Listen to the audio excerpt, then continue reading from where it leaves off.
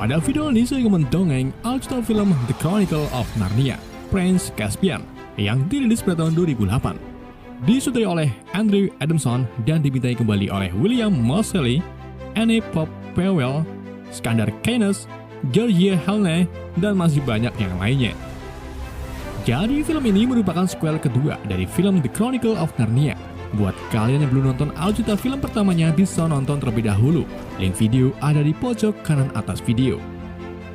Jadi film keduanya ini mengisahkan kembalinya 4 bersaudara yang harus mengatur kembali kedamaian Narnia yang sebelumnya hancur akibat keserakahan manusia. Gimana kisah selanjutnya? Mari kita simak alur ceritanya. Gak bisa bahasa Inggris. Pada malam gerhana bulan di dunia Narnia, Lady Protectress Pruna Pipemesmia melahirkan seorang bayi di dalam kastil kerajaan Telmerin. Seorang jenderal bernama Glozelle mengabarkan ke suami Prismia, yaitu Lord Protector Miras, bahwa anaknya berjenis laki-laki. Miras kemudian meminta Glozelle untuk mengikuti rencana sebelumnya, yaitu membunuh ponakannya, si Pangeran Caspian yang juga merupakan Raja sah Narnia generasi ke-10. Yes, my lord.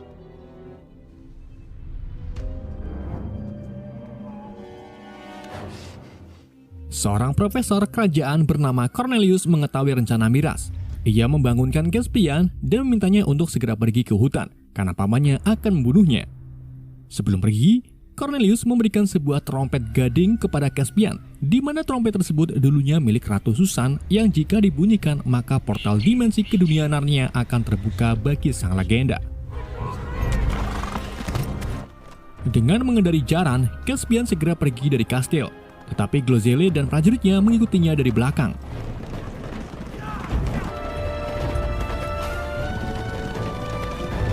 Ketika Caspian tiba di tengah hutan, ia tak sengaja terbentur gedebok kelapa yang membuatnya jatuh ke tanah.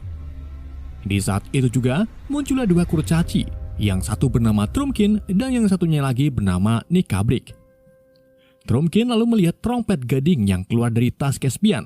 Ia pun minta Nikabrik untuk mengawasi Caspian, sedangkan dirinya akan menghadapi rombongan Glozelle. Caspian yang merasa tertekan memutuskan untuk membunyikan trompetnya. Tetapi setelah itu, Caspian dipukul oleh Nikabrik.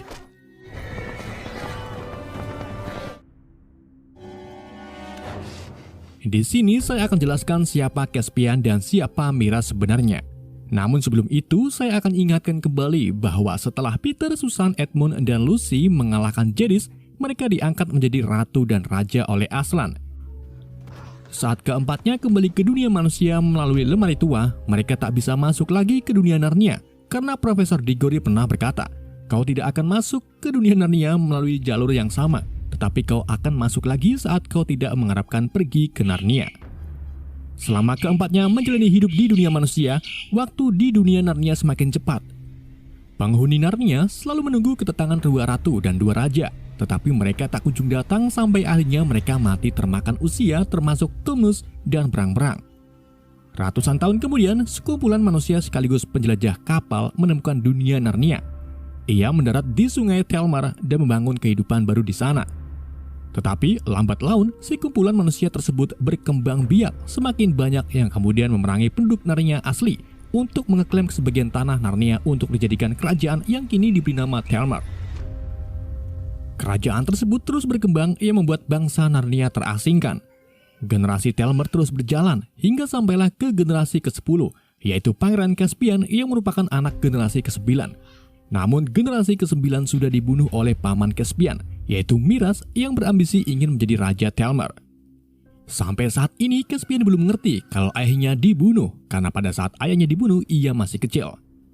Caspian dirawat oleh seorang ahli ilmu pengetahuan yang selalu memberitahu Caspian tentang legenda 2 ratu dan 2 raja yang akan mengembalikan Narnia ke sedia kala.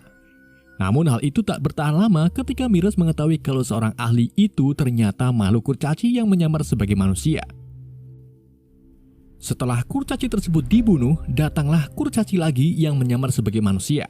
Dia adalah Profesor Cornelius. Tetapi sampai sekarang ini Miras belum mengetahuinya. Sampai di sini kalian paham? Jika tidak, silakan beli kopi sasetan, dan yang paham mari kita lanjut. Setelah Caspian meniupkan trompetnya, Sin berpindah ke London. tahun 1941, di mana Susan terlihat sedang mampir ke toko koran sebelum berangkat ke sekolah. Susan lalu didatangi siswa kelas 3 bernama Wowo yang ingin mengajak Susan berkenalan. Pada saat itu juga Lucy datang. Ia secara langsung menyeret Susan ke stasiun, di mana di sana ada perkelahian antara Peter dan gerombolan murid bandel. Edmund yang baru datang ikut-ikutan berkelahi hanya untuk membantu kakaknya. Perkelahian tersebut akhirnya dibiasakan oleh petugas stasiun. Ketika keempatnya duduk di kursi untuk menunggu kereta datang, tiba-tiba Lucy merasa ada yang mencubit dari belakang. Begitu juga dengan Susan, Peter, dan Edmund. Susan menyadari kalau ini adalah sihir. Benar saja, hembusan angin secara tiba-tiba menyapu seluruh stasiun, tetapi orang lain tidak merasakannya. Hembusan angin semakin kencang dan secara ajaib membawa mereka ke dunia Narnia.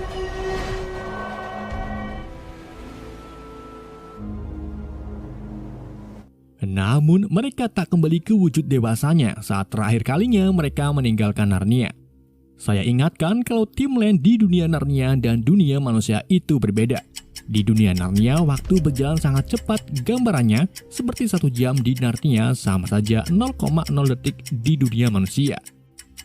Dan latar belakang di dunia manusia adalah 3 tahun setelah kejadian film sebelumnya. Sedangkan latar belakang di dunia Narnia sekitar 1300 tahun setelah film sebelumnya. Wajar saja jika Pangeran Caspian dinobatkan sebagai generasi ke-10 dan ke-4 bersaudara menjadi sebuah legenda. Sampai di sini kalian paham? Kalau saya sih tidak. Peter, Susan, Edmund, dan Lucy kemudian bermain-main di tepi pantai. Tetapi mereka belum sadar kalau mereka ada di dunia Narnia. Edmund lalu melihat reruntuhan kastil istana tepat di atas tebing. Keempatnya pun segera ke kastil dan menyadari kalau kastil ini adalah Cair Paravel, tempat saat Aslan menobatkan mereka menjadi pemimpin Narnia. Edmund juga menemukan bekas pelontar yang artinya kastil ini pernah diserang ribuan tahun yang lalu di dunia Narnia. Keempatnya lalu menyelidiki lebih dalam dan menemukan ruang harta karun kerajaan yang masih utuh. Kebetulan sekali Edmund membawa senter di tas sekolahnya, jadi mereka bisa memasuki ruangan tersebut tanpa takut terang. Di dalam ruangan, keluarga Penvincy menemukan 4 peti yang isinya harta kerajaan milik mereka beserta persenjataannya. Di sini Peter mengucapkan bahwa kita harus mencari tahu apa yang sebenarnya terjadi kepada Narnia. We should have spring again. I think it's time we found out what's going on. Di kastil Telmerin, Glozelle kembali ke hadapan Miras. Ia memberitahu Miras kalau Caspian berhasil lolos tetapi ia menemukan makhluk Narnia yang tentu saja itu kurcaci Trumpkin. Di ruangan aula, Dewan Lord Sopespian memulai membuka rapat dengan menyatakan ketidaksetujuannya kalau Miras menjadi Raja Telmar. Miras kemudian masuk dan mengabarkan kalau Caspian telah hilang tadi malam. Miras meyakini kalau Caspian diculik oleh bangsa Narnia. Sebagai bukti, Miras menunjukkan kurcaci Trumpkin dan menuduh kalau bangsa Narnia akan melakukan penyerangan terhadap Telmerin atas apa yang pernah mereka lakukan di masa lampau. Miras kemudian menyuruh prajuritnya untuk membunuh Trumpkin dengan cara menenggelamkannya di danau.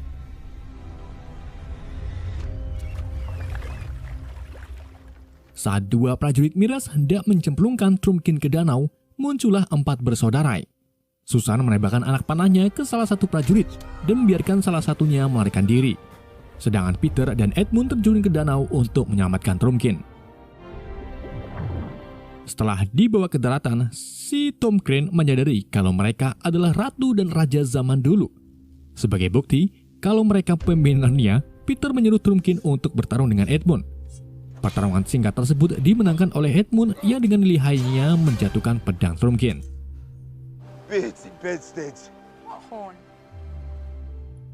Di hutan bergidik, Caspian baru tersadar dari pingsannya dan mendapati dirinya berada di sebuah gubuk. Caspian lalu melihat kurcaci Nekabrik sedang berbicara dengan seekor musang bernama Truffhelhunter. Caspian kemudian mencoba melarikan diri, tapi langsung dihentikan oleh Nekabrik.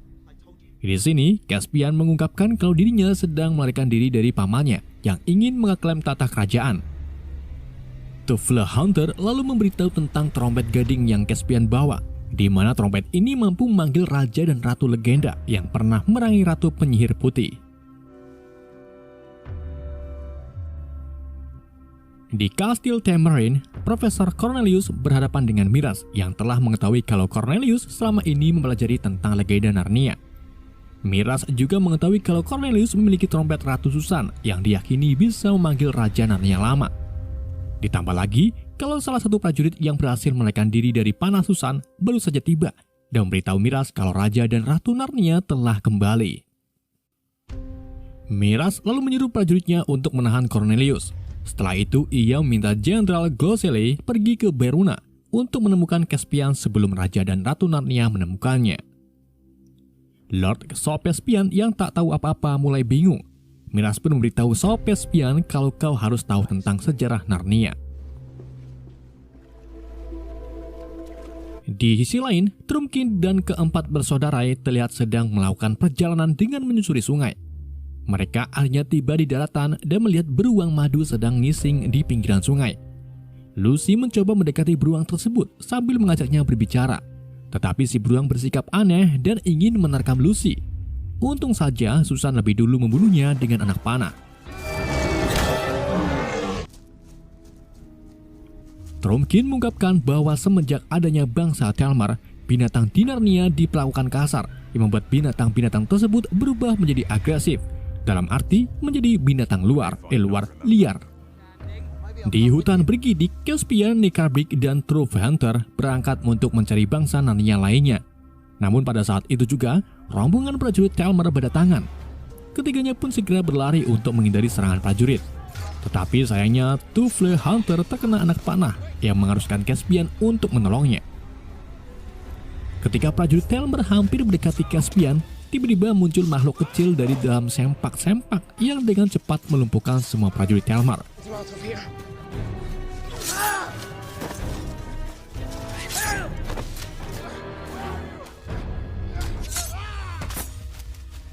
Makhluk tersebut lalu menyerang Caspian, dan ternyata dia adalah tikus kesatria bernama Repisep.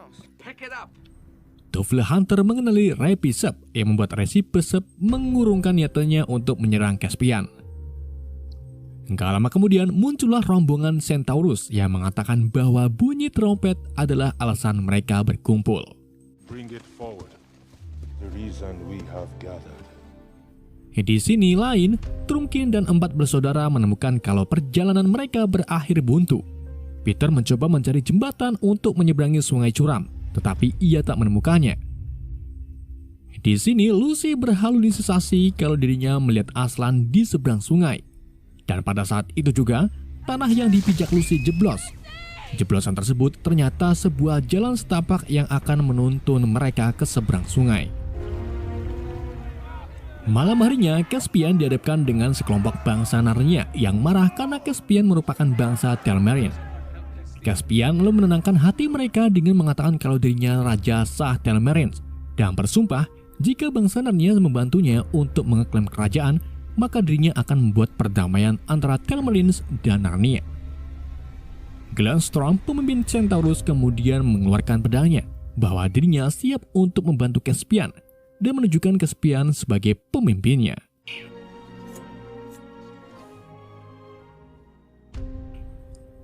Pagi harinya, Lucy terbangun dari tidurnya karena mendengar suara patahan gedebok. Lucy lalu pergi ke arah semak-semak dan tak sengaja melihat Aslan. Tetapi Peter tiba-tiba datang membungkam Lucy sambil memberitahu kalau yang Lucy lihat bukanlah Aslan, melainkan Minotaur.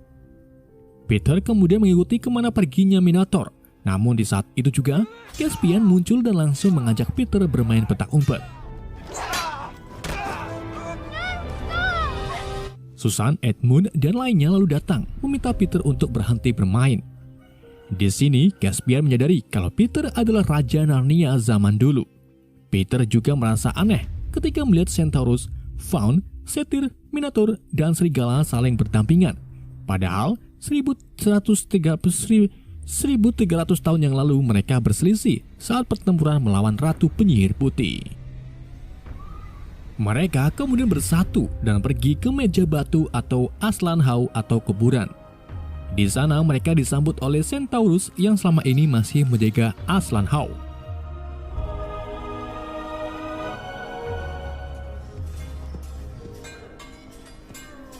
Peter, Susan, Edmund, dan Lucy lalu dibawa ke ruangan bawah tanah, di mana setiap dindingnya terdapat ukiran yang mengabarkan keempatnya. Ada juga ukiran Tuan Tamnus yang terlihat sedang berdiri di bawah tiang lampu.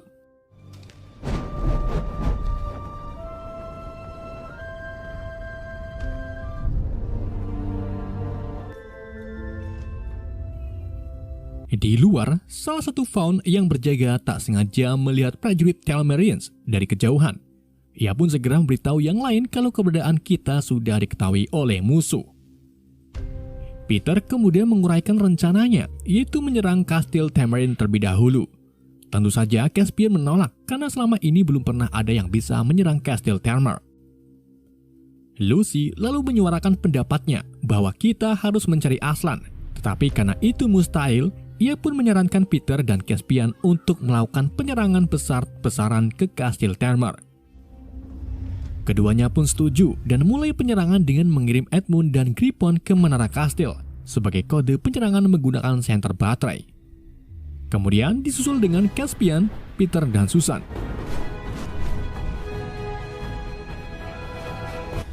Mereka akhirnya berhasil menyusup ke dalam dan mulai melakukan penyerangan. Tetapi sebelum itu, Caspian pamit pergi ke ruangan bawah untuk membebaskan Cornelius. Setelah Caspian membebaskan Cornelius, Cornelius memberitahu Caspian kalau ayahnya tidak meninggal karena sakit, melainkan dibunuh oleh Miras dengan cara diracun. Mengetahui hal tersebut, Caspian pun segera pergi ke kamar Miras dan istrinya, kemudian menodongkan pedangnya ke arah Miras. Di waktu yang sama, Peter dan Susan datang hanya untuk menghentikan Caspian karena Caspian keluar dari rencananya. Caspian lalu memaksa Miras untuk mengakui bahwa dialah yang membunuh ayahnya. Caspian pun mengakuinya, tetapi ketika Caspian lengah, ia segera pergi ke ruangan sebelah yang kemudian disusul dengan istrinya. Kini rencana penyerangan menjadi berantakan akibat kecerobohan Caspian. Peter pun terpaksa mempercepat penyerangan dengan membuka gerbangnya agar pasukan Narnia bisa masuk untuk memulai pertempuran.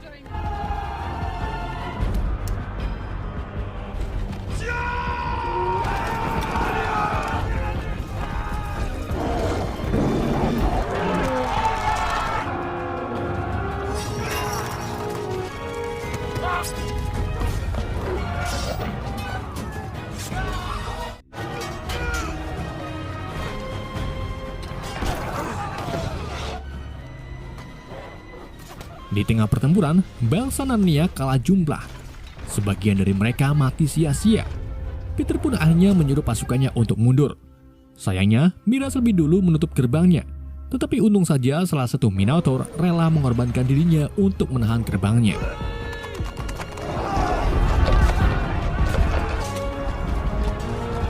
Peter, Susan, Caspian, Cornelius, dan yang lainnya berhasil keluar. Begitu juga dengan Edmund yang diselamatkan oleh Griffon. Namun sebagiannya lagi terjebak karena Minotaur sudah tidak kuat lagi menahan gerbangnya. Peter hanya bisa menatap sedih ketika melihat bangsa Narnia yang terjebak diserang habis-habisan oleh bangsa Telmarine.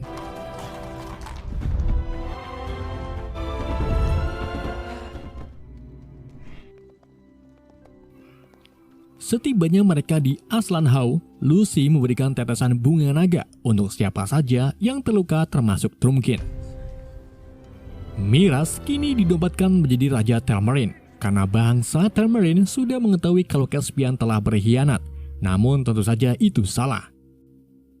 Miras lalu menyuruh prajuritnya untuk mempercepat pembangunan jembatan dan juga senjata, karena nggak lama lagi Miras akan pergi menyerang tempat persembunyiannya bangsa Narnia. Caspian yang putus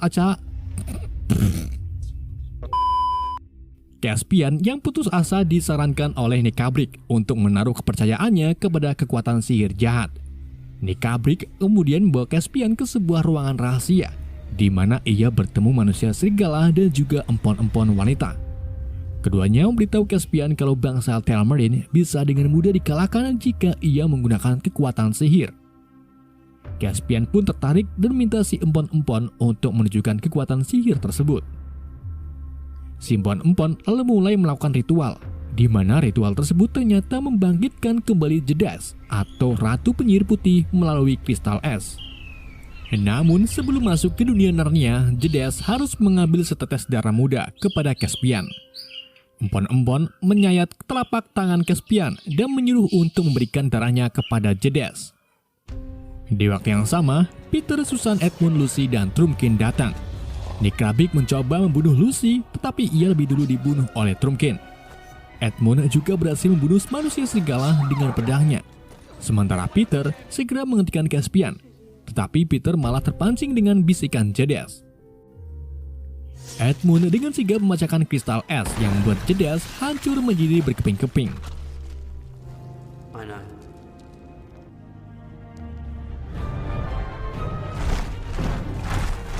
Beberapa jam kemudian, Miraz beserta pasukannya datang lengkap dengan 4 tribun seat-nya.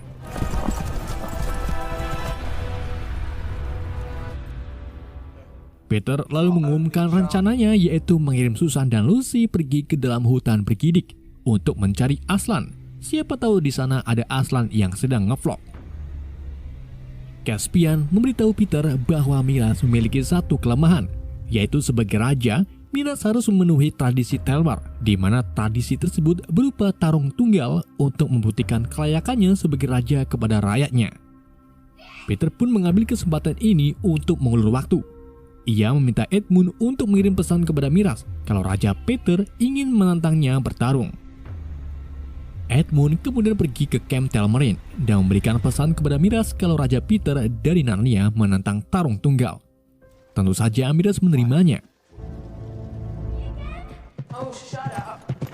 Lucy dan Susan mulai berangkat ke hutan bergidik. Setibanya di tengah hutan, Susan memilih untuk turun dari jaran dan meminta Lucy agar tetap melanjutkan perjalanan mencari Aslan. Sedangkan dirinya akan menahan pasukan Telmar yang sedang mengejarnya. Setelah Lucy pergi, Susan mulai memanahi satu persatu prajurit Telmar. Tetapi ia kewalahan karena tak memiliki senjata jarak dekat. Hingga akhirnya datanglah Caspian membantu Susan. Rupa-rupanya Caspian menaruh hati kepada Susan karena kecantikannya. Masa?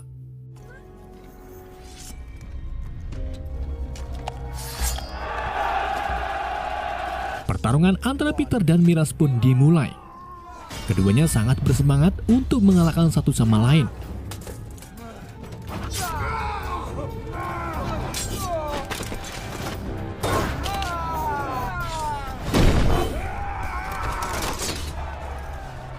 Miraz yang mulai ngos-ngosan meminta waktu jeda untuk istirahat layaknya pertandingan tinju.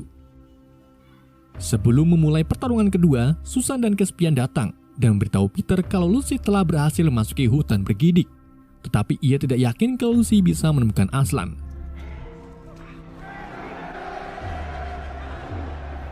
Pertarungan kedua pun dimulai. Di pertarungan kali ini, Peter berhasil mengalahkan Miraz. Peter lalu minta Caspian untuk mengeksekusi Miraz, tetapi Caspian tak tega dan biarkan Miraz tetap hidup. Sopesian kemudian menuntun Miraz, namun tak disangka, Sopesian malah membunuh Miraz dengan anak panah milik Susan, lalu menuduh kalau Susanlah yang membunuh Miraz. Hal tersebut membuat pasukan Telmarin marah dan mulai melakukan serangan penuh ke bangsa Narnia. Mereka mengerahkan tribun jet-nya untuk merobohkan Aslan Hall. Caspian dan Peter tidak tinggal diam. Caspian memimpin Centaurus di ruangan bawah, kemudian menghancurkan tiang-tiang penyangga sehingga pasukan Telmarin jeblos ke bawah saat melakukan serangan jarak dekat.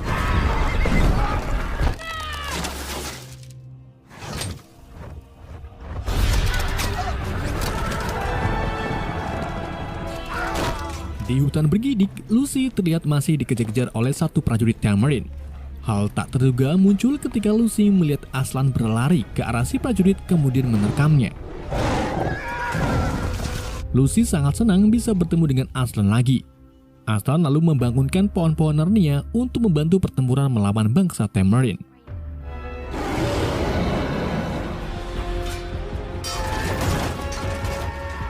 Di pertempuran itu sendiri, Caspian dihadapkan oleh Glozelle yang hendak membunuhnya. Namun di waktu yang sama, sebuah akar secara tiba-tiba menangkap Glozelle hingga membuatnya pingsan. Puluhan pohon mulai bertetangan. mereka menyerang pasukan Telmarin dengan akar-akarnya dan berhasil memukul mundur pasukan Telmarin. Sopesian membawa pasukannya ke jembatan, tetapi mereka dihadang oleh Lucy dan Aslan. Aslan kemudian mengeluarkan raungan yang membuat personifikasi sungai terbangun, layaknya seperti dewa. Sungai tersebut menenggelamkan sebagian pasukan Telmarin dan juga Sopesian beserta jaranya.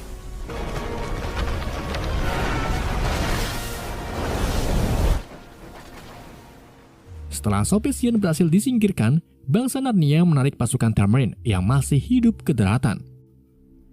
Sekelompok tikus kemudian membawa Repesip yang tidak tersadarkan diri ke hadapan Aslan.